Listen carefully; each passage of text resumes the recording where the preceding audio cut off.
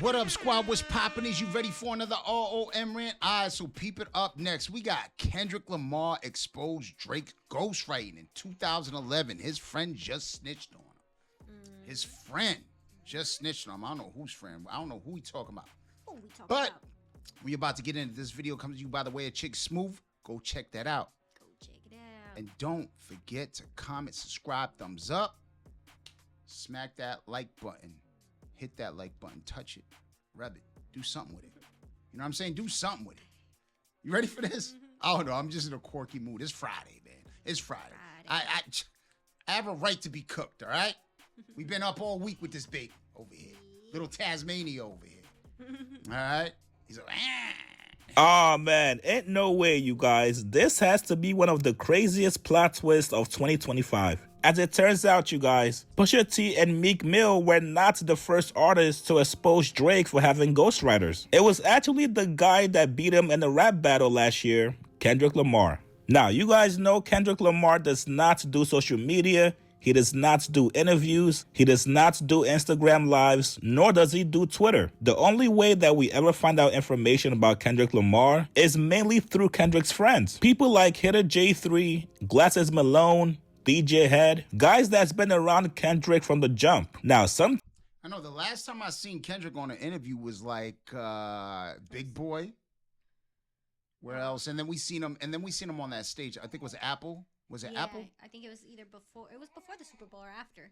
Yeah. One of the two. Yeah, I think it was something like that. times it's a good thing, but other times it's pretty bad. Maybe it's just me, you guys, but certain conversation that's had in private should always remain private. If you ever find yourself on a podcast asking yourself if something you're about to say is snitching or not, 9 times out of 10, it's probably snitching. Now, on the most recent episode of The Bigger Picture with Elliot Wilson, Jeremy Hecht, and also DJ Head, they were having a conversation and called up Glasses Malone. Glasses went on to reveal that back in 2011, that's right, you guys, 2011, Kendrick Lamar knew about Drake's ghostwriting. Here's what he said. Of when people actually knew Drake had any writers. We kind of didn't say it for sure last time, but at that time, were there rumblings that you knew of within the Cash Money crew that you knew he had people working with him, or it wasn't till later that you had heard those rumors? The first person that brought it to my attention, and I don't know if this right to snitch on him, is Dot. Dot is the first person that brought it to my attention. But I'll be honest, when he first came, it was always, we knew it was a pop approach from a pop artist. He was introduced kind of as this Nickelodeon kind of kid to the people at the label. And, you know, talking to him, he was a well-mannered dude. But when they pressed play, you could just tell he was like a savant when it came to making records. Like, it was just nice. Yeah. So now that I understand what's happening, like, that would make sense. You know what I mean? Especially a lot earlier than we think. You know what I mean? Was that 2011? Yeah, I'm thinking it's around then. But I don't think we would have had rumbles about it because we kind of always knew that he was a pop artist. So here's my question with Drake, right? Because didn't he come in, he made his own mixtape and do all of that? Yeah. Now, was his mixtape from other artists? Like, did he have a ghostwriter? I mean, because he did have money then, right? Yeah, because he was paid because he was on Degrassi, right? Wow. So my question is, did he have ghostwriters? Was he paying ghostwriters back then? How much did he spend on that first album to make it? Or the first mixtape or whatever it was? Because he said he made it as an album. And Wayne said, nah, put it out as a mixtape. So it wasn't even put out as an album, it was put out as basically a mixtape. And he thought that he was going to be able to just sell that off and that would be, you know, his claim to fame. So already, right off rip, he was entitled. He definitely was entitled. I mean, he felt like he was supposed to be there. Yeah. And hey, act like you belong, man. Fit in, you know what I'm saying? So, yo, blend in. blend in, you know what I mean? You know what I mean? Like, not like he's a rapper, but he was a pop artist. His approach was an assembly line of how he made music that fit. Like, and he had a bunch of, you know, he had a great team. 40 was fantastic. Boy, he won the T-minus. Them dudes were like fantastic. He walked in with this team. Like, he had a plan and he executed, and his plan worked. But you knew that. Do you think Kendrick, when he said that to you, was he disappointed? Like, because basically, like, Yeah, I've been studying this whole, like, was Kendrick disappointed? Oh, hell yeah. Hell yeah. And you know, that's funny because the same thing happened. All right, so if you think about it, right? Eminem, when Eminem went to go do that song, when Eminem and Kendrick linked up and worked together, Eminem kicked everybody out the stew. Because he did not want to believe. Because when you got, see, this is the thing though, when you a lyricist and you a real MC and you really about that cloth, you know what I'm saying? You cut from that cloth, you really about the culture, like you take pride in your work. You don't want no outside distractions. You want to see if they really built like that. Yeah. So Eminem did the same thing, and yo, he's like, damn, Kendrick a beast. And I think Kendrick did the same thing with Drake. He's like, yo, I don't think he did the same thing. I think that's why he was disappointed. Because I'm pretty sure if Eminem worked with Kendrick and found out that he didn't write his own shit, he would have been disappointed too. Man. It probably would have never went out. But Kendrick write his own shit. He really about that. He really about that wordplay. He really has that. Like, he really about the culture. Like, he really takes pride and became a student of his occupation. You heard? Yeah. You know what I'm saying? So that's what it is. If you made it this far in the video, put exposed, bro. Put exposed in the comments, man. Put exposed. Do me a favor and put exposed in the comments, man. Let's get to it. Yeah. I called the nigga a liar. Mm-hmm. That's your fast You know truth. what I mean? That's a fact. I didn't quite understand what pop meant, like what pop was. Like, now I'm like, God damn it. You know what I mean? It make perfect sense. He didn't fully understand what a pop star meant. But when he first said that, I was like, hell no, man. I'm watching this dude do his thing. Like, you know, at that time, I'm still just kind of looking at him like somebody else at the label. You know what I mean? Like, shit, Tiger writing his own shit, Nick writing her own shit. Like, I'm thinking Cuz doing the same. And when Dot said it, remember then I heard King Kunta. So I'm like, this is about Cuz. So when it came, you know what I'm saying? When it came out. So he been had animosity, man. He been had on hey, yo, and if you really think about it, right? Every time Drake really go do a freestyle or do something like that, you always see him with his phone. Mm-hmm. You always see him with his phone. If you started in the writing process and you was writing these rhymes, you're gonna remember some of them. You ain't gonna have to go through every bar and try to rhyme them a certain way. And if you notice, what was he? He was on that dude. I forgot his name, man. Something Wood. Tim Westwood? Tim Westwood. There it is. Tim Westwood. Oh my God. That shit was fucking hilarious, man. When he was on Tim Westwood trying to get off that freestyle, you know what it was? It's because they sent him the lyrics. He didn't have a reference track and he didn't know the way the lyrics were supposed to sound, I think now it's starting to make sense. You heard? Yo, it's starting to make sense, y'all. It's starting to make sense. It just really starting to make sense. Like he didn't have the cadence down. Man. So he didn't know how to do it. You know, he didn't know how to pop off. He didn't know how to fake it at that time. Yeah, man. Because, hey, think about it. As an actor, you're given a script, and you got to read your script. And most of the time, you have acting people there to show you how to do it, or the director. Yeah, but either way, you get a script, and I think that I think he looks at it as a script, so he was able to do it. If you're a good actor, which Drake is a good actor, I can say that. I can say he's entertaining when he acts, bro. I think he's funny. Like in his videos, he'd be funny. Like when he did that shit with Chris Brown. Chris Brown. That shit had me dead. I was dead when he's like, I was fucking dead. Like, you're a funny dude. He a funny actor. He a good actor, man. But he got to stick to acting. Oh shoot! I think that's what he should do, though. What? You just made me realize I actually do like a Drake song. Then. Well, then there you I go. love that song. Yeah, you like the Chris Brown's. Boy, is it Drake's song or Chris Brown? Yeah, Well, either way, both. you only like because Chris Brown's song. But my point is this: and maybe that's what he should do. He should probably go chill, go do some acting for a while, see how that works. Because I'm telling you, man, you definitely got a career in acting. Like I say, get You got a people career in acting, to man. miss you, but you ain't done that. Instead, you just made yourself more of a fool. And now it's like kind of hard to like look at you the same. For anybody that was like on the fence, or for people who have been trying to defend you, and now they're like, well, you just got us looking stupid out here, and I don't want to look stupid with you. Yeah, well, I think he's better. Yeah, you're fat. So You're right on that. You're right on that. Do that and be like, damn, you remember this? You remember that? I wish we need an album, Drake. Kind of like what they do with 50, you know? And to be real with you, if you just go off on the acting, you know what I'm saying, you might feel better over there. Yeah. You might feel better over there. You know what I'm saying? You'll get the praise you want from the hip hop culture in acting.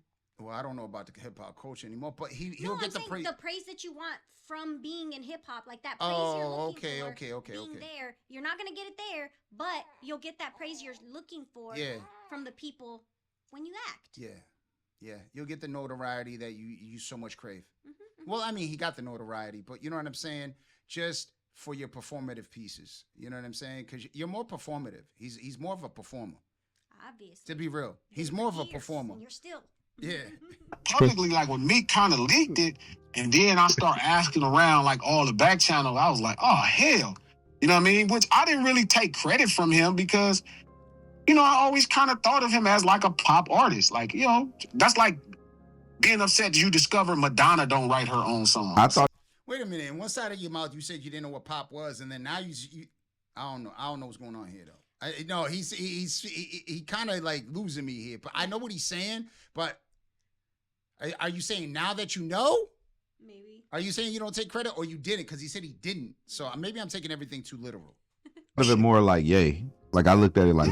I think Kendrick was probably upset because he was looking at Drake as his competition, which he said at that time. And he's like, I want to be the best rapper of my generation, which you are right now, because Drake was in that spot. I think he was like, damn, this is who they're looking at like that when I'm doing all this extra work. I think that was around the time. Was that around that time when we were on that tour together? It was right after. It was right after we came back from that tour. Right after. But when he told me, I was like, nigga, hell no. I'm like, you know what I mean? But I didn't. Now in hindsight, it all makes sense. You know what I mean? His approach is very much like Michael Jackson. He just got multiple Rod Tempertons. You know what I mean? He said it openly. Only difference is Michael actually does write his music. Michael actually does write his music a million times, and none of us ever paid attention that this was his approach because we've looked at rap. Rap has been so synonymous with hip hop over, especially Elliot, me and our lives, bro. So, you know, since fucking Debbie Harry rapped on Rapture, everybody else that's been decent in rapping, you pretty much knew that they were kind of part of hip hop versus now where rapping is being used with all genres. And now their own rules apply, you know, in that genre or in that, you know, that whole collective of how they approach making records. And it's interesting that he said that because when I was listening to him, I'm like, what is he talking about? Rap is synonymous with hip hop. And it makes sense because rap is, you know, it's an element to hip hop. You know, it's an element, but people are taking that element and using it elsewhere. Yep. You know what I'm saying? So a lot of people, you know, are using that. So I get it and it makes sense. But if you think about it in the grander scheme of things, you know, you got people that, you know, like Drake and stuff like that. So then now it's not looked at as the hip hop part of rap, you know, so people can rap and call it rap. It doesn't necessarily mean it's hip hop because that's what I've been saying for a while. I've been telling you, like, just because they rap don't mean it's hip hop. Exactly. Just because you rapping don't mean it's hip hop. Like hip hop is a total different thing, man. You got to write your rhymes or whatever. And that's why we say the culture, you know, you're not that, you know, you're not hip hop. You're an entertainer. You're an entertainer. Thank you. Yeah. So he's always had this really brilliant approach at how he was going to make records, but he also understood he was taking it all from a pop perspective. Now, I'm pretty sure that was information that Kendrick probably would not have liked to be made public. A lot of Drake fans are now looking at Kendrick like, bruh, this man Drake was showing you love back in 2011. He put you on his tour. Not only that, but Drake being the bigger artist at the time, he was getting on records with you, trying to elevate your status in the game at the time. Now, I'm not sure how Kendrick found out this information about Drake back in 2011, but you have to imagine if he told Glasses Malone, he most likely told a whole lot of people as well. And not to mention, you guys, back in 2011, 2012, these guys also did a swap. Kendrick Lamar gave Drake a feature for Take Care, and he also took a feature from Drake for Good Kid, Mad City. So obviously, if you're a Drake fan, this looks a little bit weird to you. If you had an issue with me having ghostwriters, why are we still working together? Drake's a real good dude, first and foremost. He heard my music probably a year back, reached out and just gave me respect on it. You know what I'm saying? So it was a mutual feeling for us appreciating the music. I put out Section 80. A couple months later, like, yo, I need you on this tour, you know, it'll be a pleasure, be an honor. I was like, that's dope, man. So, you know what I mean? I can't back down from that, you know, to expand my music to a crowd that haven't heard it before. I know it's 15,000 people out there. I'm used to 2,000. I'm finna work. I'm finna get at least 100 of these folks. And you So, hey, he took the opportunity. He said, hey, shit, I'm a smaller artist. I'm going to do my thing, man. Don't respect it, whatever. And, hey, look at it as you will. I mean, some people will call it this way. Some people will call it that way. I mean, obviously, Kendrick had a buzz because Drake only messes with people that are starting to get a buzz. He's not going to just mess with it, nobody. So, at the end of the day, Kendrick must have been doing his thing for Drake to even pick him up and to go on. Now, you know, shout out to Drake for doing that, whatever, you know, because, I mean, it doesn't hurt. Like I said, the Drake cosign didn't hurt. It wouldn't hurt. You know what I'm saying? There's any hot artist that's out there, it's not going to hurt to get a cosign by him. You know what I'm saying? Same thing with YouTube and anything else. You know, a bigger creator put you on, shout you out. It's always a good cosign. You know what I'm saying? It's always a good cosign. And hey, you mess with that. Even if hey, it is what it is. You know what I'm saying? You make it, and then you make your own pathway. You know what I mean? Yep. But at the end of the day, I got to hear more of what's going on. I mean, because if he completely knew about it and he was disgusted by it, then it's kind of like, where are we going with this? But then again, it's early on in your career, so even if you discuss it, you're gonna let a lot more things slide early on in your career. Yeah, because of the fact you're trying not to. Yeah. Close doors that ain't even open yet. Yeah. So you basically just like, yo, I'm just trying to get my name out there. You know what I'm saying? But if it does go against your morale, if it does go against what you're against, I mean, it kind of does say, hey, man, you was willing to do it here, but you wasn't willing to do it there. It is questionable. I mean, you know, people do have questions. You also gotta ask yourself the question, did Drake let his guard down around Kendrick? Was he looking at Kendrick as a friend while Kendrick was looking at him as a colleague, as his competition that he needs to get rid of? Keep in mind, the Control verse did not come out until 2013. So this means that Kendrick Lamar had 2 years to be around Drake, study everything about him, learn information about him, some which he eventually used to defeat Drake last year. And that could be the case too. Is like you around this dude so long and you're seeing where they're at, and it's not no hate. It's just like, damn, bro, how are you so big and you a fake? You a fake. I'm over here putting pen to pad, breaking my head, and you just have these people come in, and it's like sometimes you just get sick of the shenanigans too. Yeah. You just like, yo, how the fuck? Like, you such a fraud, bro. But he obviously didn't expose it. Yeah. Until shit. Years later. Almost 15 years later. So, I mean, it wasn't like he put him on blast or nothing. He just told a friend. Mm-hmm. Which. Hey, but if that's how you really felt, you know what I mean? Obviously, that's why he probably didn't work with him after. Maybe that's what it was. He was just like, yo, did that one. He's probably like, bump this. He probably like, yo, bump this. After going on tour with you, everything else, I'm seeing, bro, you really, everything. Yeah, I can't vibe with this. And maybe that's what it was too. You know what I'm saying? After being around the person, you start. It's just like a relationship. You go around the person, you start like, whoa, whoa. This is not what I thought it was. Mm-hmm. So you're in there. You're cool. Everything was cool, but then shit falls apart once you see their real side. Exactly. That's what it could be too. I'm not giving Kendrick cover. I'm just saying that could be the situation. Yeah, you gotta look at it. You know what I'm saying? After you unpackage everything, it's like, ew, this ain't nothing that I wanted. Nah. That shit ain't even right. Shit don't even look right. Yeah. Now, personally, I just want to see an interview with somebody like Vori. We gotta hear from some of these ghostwriters that Drake had in the past. Right now, there's just too much misinformation going on between ghostwriters, producers, and also co-writers as well. But if I'm Kendrick Lamar, at this point, I have to send a cease and desist to all my friends with podcast mics. Stop trying to reveal private information that I did not co-sign. You guys get in the comments below. First of all, do you guys even believe this Glasses Malone story is true? And do you guys think Kendrick Lamar was hitting on Drake back in 2011?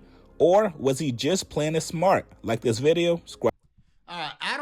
I don't think he was hating on him. It's like I just said. I'm just gonna add on to what I said. I just really feel like it was, he didn't know what it was. Think about it. Drake is a big star at the time, so he went along for a ride, and he's like, "Hey, man, I can expand my music to another audience. You know what I'm saying? I can share it with a bit larger audience and see where it goes. And then as you start to get to know the person, you start to realize, yo, this shit really ain't for me. Yeah. This shit just really ain't for me, man. I mean, and especially because with him being the hip hop artist that he is, like you said, you know, having to work harder, and then realizing like, he's a damn, technical artist this person who gets it easy and stuff is the face of what I have what I should be for. I should be this. Considering my work ethic and his work ethic, I should be the face Why of this the shit. cheaters always got to be That's on top? not hate. That's not hate. That's just competition. Hip hop's always been like that. Everybody want to be number one. I mean, come on now, the control verse. Now, I think it would be fucked up. I think it would be fucked up if he remained cool with him and then behind his back out of nowhere just hit him with a joint like that. But at the end of the day, it don't fucking matter because, you know, time went on. The control verse was way later, and they wasn't even... My thing is that I think they were cool at the time. Oh, they was? But fuck the thing it is, then. No, it was... Hip-hop was quiet at that time. So what did Kendrick do? So, like what he always do. Wait a minute, didn't even get on Big Sean? Yes. And Big Sean was in... He got on Jay so there you go. So he's saying anybody could get these. So he wasn't being hypocritical then. Yes. Because him and Big Sean was still cool. Exactly. And Jay, Jay Electron was also on it too, and he dissed him too.